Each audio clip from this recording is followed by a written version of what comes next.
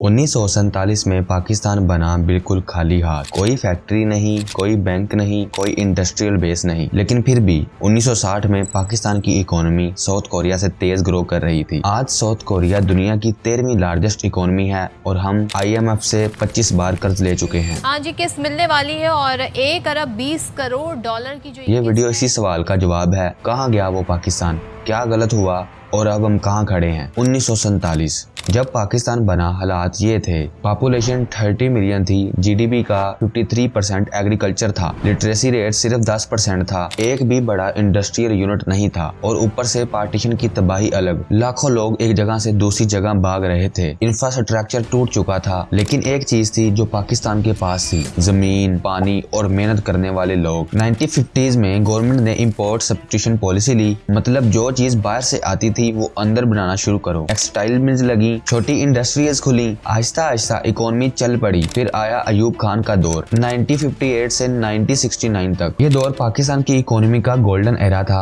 GDP growth rate 6.8% per year हो गया। Manufacturing sector 17% grow किया। ग्रीन रेवोल्यूशन आई, नए बीज, नए तरीके, एग्रीकल्चर में जबरदस्त इजाफा हुआ। कराची बन रहा था एशिया का एक बड़ा बिजनेस हब। फॉरेन इन्वेस्टमेंट आ रही थी। लोग कहते थे पाकिस्तान एक मॉडल है डेवलपिंग कंट्रीज के लिए, लेकिन इस डेवलपमेंट के अंदर एक बड़ी खराबी छुपी थी। इकोनॉमिस्ट महबूबुल हक ने उस वक्त एक बात कही जिसने पूरी दुनिया को हिला दिया। उन्होंने बोला पाकिस्तान की इकोनॉमी सिर्फ 22 खानदानों के हाथ में है। ये 22 फैमिलीज 66% इंडस्ट्रियल एसेट कंट्रोल करती हैं और 87% बैंकिंग कंट्रोल करती हैं। सोचो, पूरा पाकिस्तान 22 घरानों की बात मान रहा था। यही प्रॉब्लम थी, ग्रोथ हो रही थी लेकिन आम आदमी तक नहीं पहुंच रही थी। अब यहाँ तुमसे एक सवाल है, ये जो 22 फैमिली थी क्या वो आज भी हैं? जवाब आएगा थोड़ी देर में। पहले 1970s समझना जरूरी है, क्योंकि यही वो वक्त था जब पाकिस्तान ने खुद अपने पांव काट लिए। 1971 में ईस्ट पाकिस्तान अलग हो गया और बांग्लादेश बन गया। ये सिर्फ एक सियासी नुकसान नहीं था, इकोनॉमिक नुकसान भी था। भुट्टो साहब आए पावर में, उनका नारा था रोटी कपड़ा मकान और उनका इरादा था अमीर लोगों से लेकर गरीब को दो। जुल्फिकार अली भुट्टो एक नहीं है, 2 जुल्फिकार अली भुट्टो है, एक जो यहाँ खड़ा है और दूसरे आप, हर एक आप में से।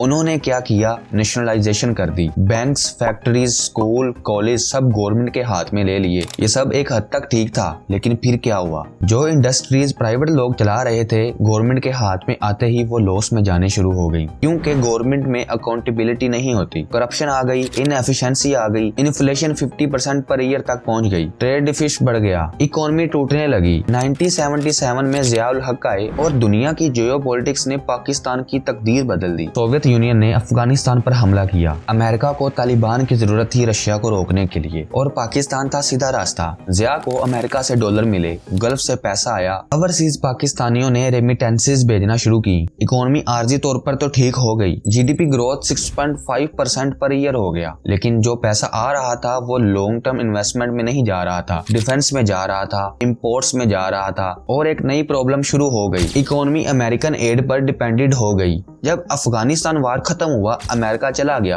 और पाकिस्तान फिर अकेले रह गया, आधी बनी इकोनॉमी के साथ। 1990s पाकिस्तान की सबसे बर्बाद डिकेड थी इकोनॉमिकली। कभी बेनजीर का दौर आता, कभी नवाज शरीफ का दौर आता, फिर बेनजीर आती, फिर नवाज शरीफ आता और बार बार पावर चेंज होती रही और साथ साथ ही पॉलिसीज चेंज होती रही, कोई लॉन्ग टर्म प्लान नहीं। 1998 में पाकिस्तान ने न्यूक्लियर टेस्ट किए, G7 कंट्रीज ने सेंसेक्शन लगा दिए, फॉरेन इन्वेस्टमेंट रुक गई, इकोनॉमी ऑलमोस्ट डिफॉल्ट के किनारे पर आ गई। सिर्फ IMF ने बचाया। टैक्स टू GDP रेशियो गिरकर 9 to 10% पर आ गई, मतलब 1000 रुपए की इकोनॉमी में गवर्नमेंट सिर्फ 90 से 100 रुपए कलेक्ट कर पा रही थी। बाकी गवर्नमेंट कहाँ से चलती? कर्ज से। 2001 में 9/11 हुआ, अमेरिका को फिर पाकिस्तान की जरूरत पड़ी, फिर डॉलर्स आए, फिर इकोनॉमी टेम्परेरली बूम की। 2000 से 2007 तक GDP ग्रोथ 7% एवरेज रही। स्टॉक मार्केट $5 बिलियन से $40 बिलियन हो गई, लेकिन वही मसला, ये ग्रोथ सुपरफिशियल थी। करंट अकाउंट डिफिसिट बढ़ रहा था, इंपोर्ट ज्यादा, एक्सपोर्ट कम, अंदर से खोखली इकोनॉमी। और फिर 2008 में ग्लोबल फाइनेंशियल क्राइसिस आ गया, बेनजीर की डेथ, पॉलिटिकल इंस्टेबिलिटी, सब कुछ एक साथ। इकोनॉमी फिर गिरी। 2021 से 2023 तक पाकिस्तान की इकोनॉमी का सबसे डार्क पीरियड था। रुपया टूट गया, इन्फ्लेशन 38% तक पहुंची और फॉरेन रिजर्व्स 3 बिलियन तक रह गए। मतलब सिर्फ 3 हफ्तों की ही इंपोर्ट कवर होती थी। डिफॉल्ट का खतरा रियल था। फिर से IMF आया और बेटर मेडिसिन दी।